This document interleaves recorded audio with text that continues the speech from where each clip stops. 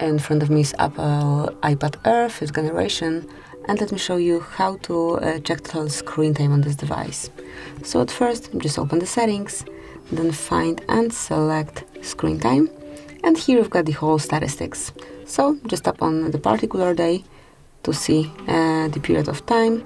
You can also click on downtime to set something, to get some rule.